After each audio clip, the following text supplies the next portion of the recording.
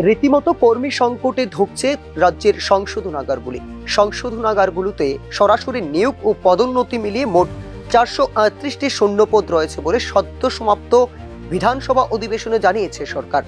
News নাওয়ের হাতে আসা তথ্য অনুসারে 2013 সালের পর থেকে আর কোনো নিয়োগ হয়নি কারা দপ্তরে।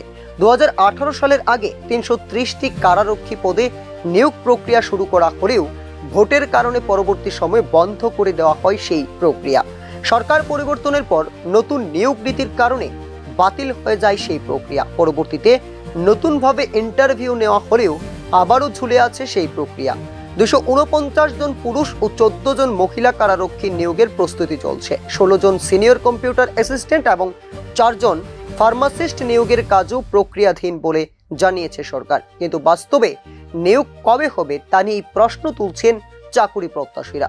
এদিকে পূর্বতন সরকারের 330 জন কারারক্ষীর নিয়োগ প্রক্রিয়া বাতিল করা যাবে না বলে ইতিমধ্যেই রায় দিয়েছে দেশের সর্বোচ্চ আদালত। শীর্ষ আদালতের নির্দেশ ওই পদগুলোর অফার বিলি করতে হবে, কিন্তু এখনো পর্যন্ত এ বিষয়ে তাদের অবস্থান পরিষ্কার করেনি রাজ্য সরকার।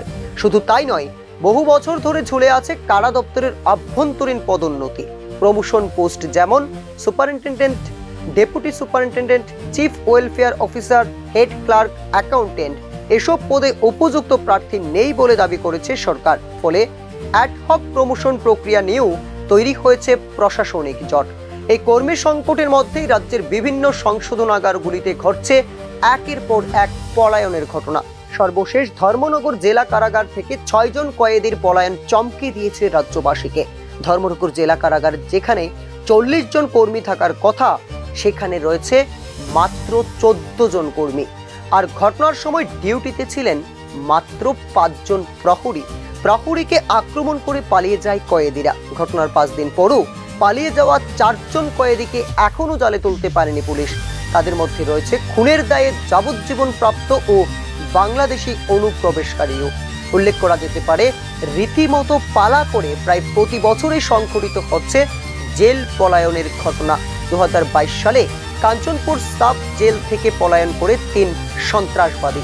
2021 সালের সাবরুম সাব জেল থেকে স্বর্ণকুমার ত্রিপুরার পলায়নের পর থেকে 4 বছর ধরে বন্ধ ওই জেল।